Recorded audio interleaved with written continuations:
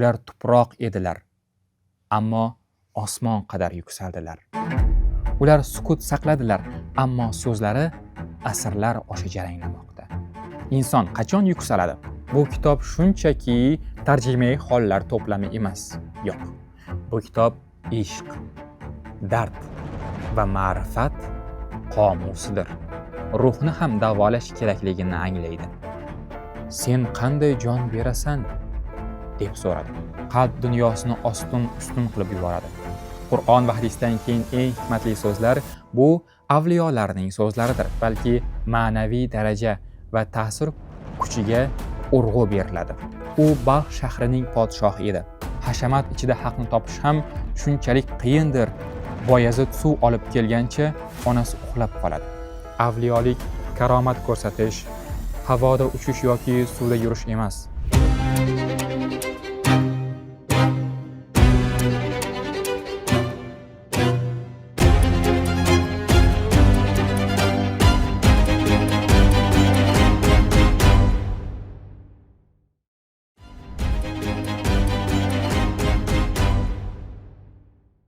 Taskiratul avliyo, insoniylik va muhabbat maktabi. Dunyo katta bozordir. Kim boylik izlaydi, kimdir shuhrat. Lekin shunday insonlar bo'lganki, ular bu bozorda o'z menini sotib, evaziga haqni izlaydilar. Ular tuproq edilar, ammo osmon qadar yuksaldilar. Ular sukut saqladilar, ammo so'zlari asrlar osha jaranglamoqda. Assalomu alaykum. Sizlar bilan har doimgidek Farohiddin Mas'ud bir kitob loyihasida Irfon Plyusda. Inson qachon yuksaladi? Qachonki o'zidan oldingi buyuklar hayotiga nazar solib, ulardan ibrat olar ekan, shundagina inson yuksalishi mumkin. Bugungi sonimizda Sharq tasavvuf adabiyotining gultoji, avliyolar hayotini yorituvchi eng mo'tabar manba Fariduddin Attorning Taskiratul avliyo asari. Bu kitob shunchaki tarjimai hollar to'plami emas. Yo'q. Bu kitob ishq, dard va ma'rifat qomusidir.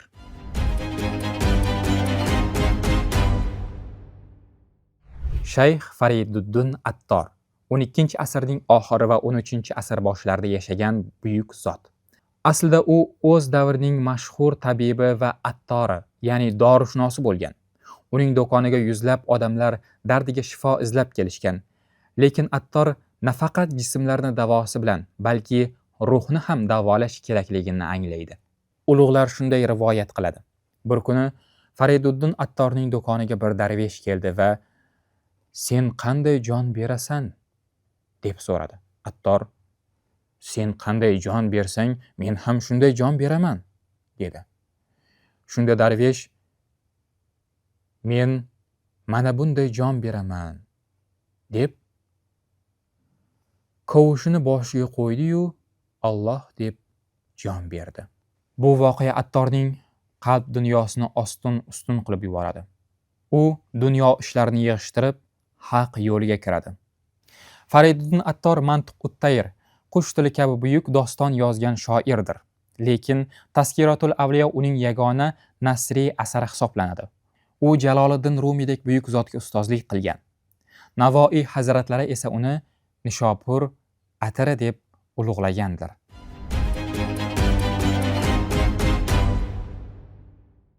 Nega Fariduddin Attor shoir bo'la turib bu asarini nazmda yozdi? Muallifning o'zi kitob muqaddimasida shunday deydi.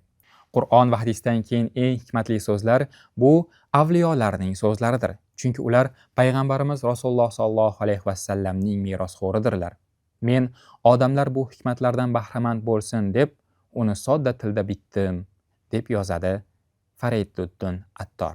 U Imom Ja'far Sodiq bilan boshlanib, Mansur Halloj qissasi bilan yakunlanadi. E'tibor bering, bu yerda xronologik tartib, ya'ni to'lgan yili bo'yicha emas, balki ma'naviy daraja va ta'sir kuchiga urg'u beriladi. Kitobda siz tanigan va tanimagan buyuk shoirlar bor. Sultonlikni tark etib darveshlikni tanlagan Ibrohim Adham. Mening ko'ylagim ichida Allohdan boshqa hech kim yo'q degan Boyazid Bistomiy.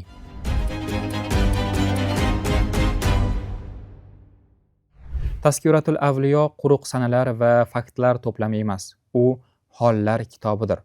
Unda insonning nafs bilan kurashishi, sabr, tavakkul va ilohiy ish haqida so'z yuritiladi.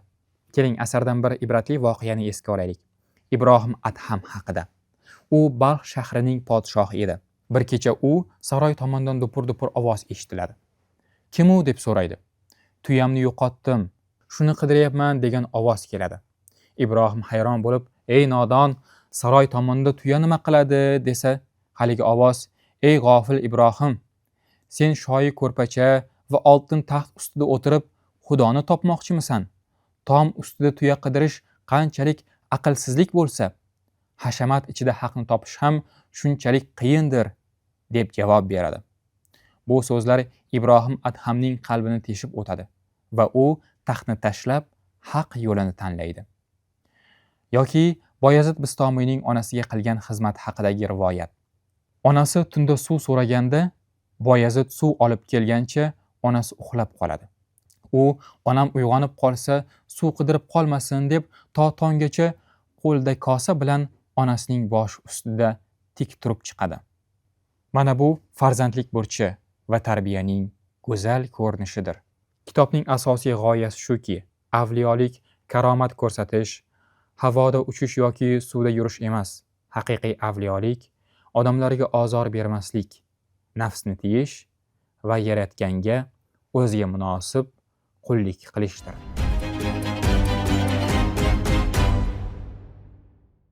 Bugungi texnologiya asrida hamma narsa bor, lekin ko'ngillarimiz bo'shab qolganga o'xshaydi. Stress, depressiya, yolg'izlik, shovqin, suron, halovatning yo'qligi. Tazkiratul Avliyo sokinlik, xotirjamlik, yetuklik va komillik istaganlar uchundir. Nega bu kitobni o'qishimiz kerak? Nafsimizni tarbiyalash uchun. Bugun biz ko'pchiligimiz menga kerak, men istayman, men xohlayman, menda bo'lishi kerak kabi qiynoq savollar ichida yashaymiz. Bu kitob esa men nima uchun yashayapman, nima uchun yaratildim, men boshqalar uchun nima qila olaman degan savollarni berishga chorlaydi. Bu kitob rahbariga ham, oddiy odamlariga ham kamtarlikni o'rgatadi. Eng katta kuch bu kechirimli bo'lish ekanligini uqtiradi. Agarki siz hayotda o'z yo'lingizni yo'qotib qo'ygandek his qilsangiz, shu kitobni albatta olib o'qing. Undagi har bir jumla xuddi sizga aytilayotgandek tuyuladi.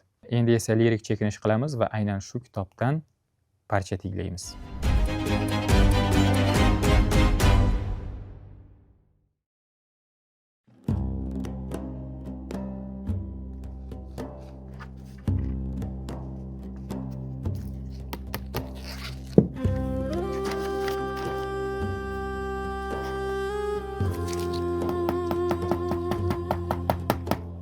U g'ayrat ayvonining manzilgohi, mushohada qo'rg'onining mujohidi edi. Hidoyat korgohining omili, inoyat borgohining komili edi. Zamoni qutbi edi.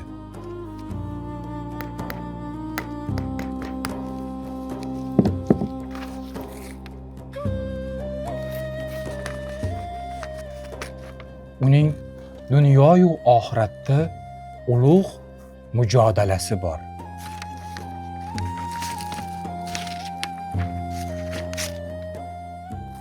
Ishi esa ziyoda ulug' qavmining peshvosi edi. Fuzaylning suhbatini ko'rib, el ulus ichra benazir bo'lgan. Marv shahrida tug'ilgan ersa-da, Bag'dod shahrida yashag'on erdi. Tavbasining sababi bir kuni yo'lda mast bo'lib borardi, yerda yotgan bir qog'ozni ko'rdi. U qog'ozni yerdan olib ochib o'qidi. Ko'rsa, unda Bismillahirrohmanirrohim deb yozilgan erdi. So'ngra u qog'ozni olib o'pdi-da, boshiga qo'ygancha uyga bordi.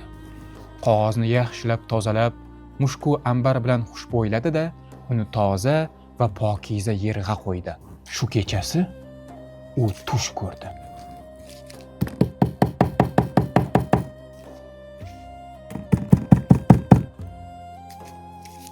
Unga tushida dedilarki: "Ey Bishir, bizning otimizni ulug'lading va aziz qilding. Bas, o'z izzatim va jaloliyatim haqqi hurmati seni yerda ham aziz va hurmatli qilurman", dedilar.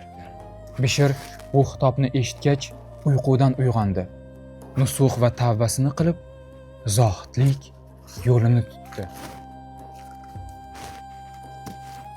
Alloh ishqida shundoq hayron bo'lganidan oyog'iga narsa kiymadi. Shuning uchun uni xofiy deydilar. Xofiy ma'nosi yalang oyoq demakdir. Undan so'radilarkim, nima uchun oyog'ingga narsa kiymaysan deb. Alloh yer yuzini mening to'shagim degan. Shundoq ekan, men yer yuzini qanday bosay dedi. Oyoqqa narsa kiyib, ulug' podshohning bisotini bosmoq odobdan emasdir, deb javob berardi.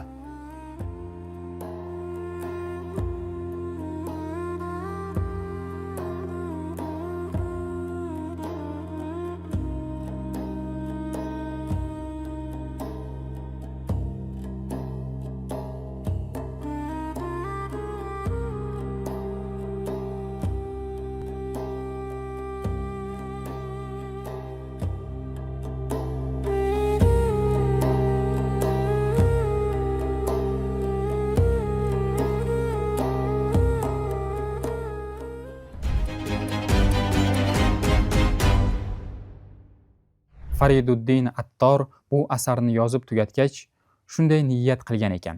Kimki bu kitobni o'qisa va undagi zotlarni eslasa, qiyomatda o'sha azizlarning shafoatiga noil bo'lsin. Tazkiratul Avliyo bu shunchaki o'tmish hikoyalar emas. Bu kelajakka, abadiyatga ochilgan eshikdir. Bu eshikdan kirishga jur'at eting. O'qing, tafakkur qiling va qalbingizdagi changlarni shu hikmatlar suv bilan yuving. Zero ulug'lar aytganidek bu dunyo o'tkinchidir. Lekin go'zal xulq va pokiza nom abadiydir. Ko'nglingizdan xotirjamlik armasin. Irfon Plus'da bir kitob loyihasida Farohiddin Mas'ud sizlar bilan bo'ldi. Assalomu alaykum.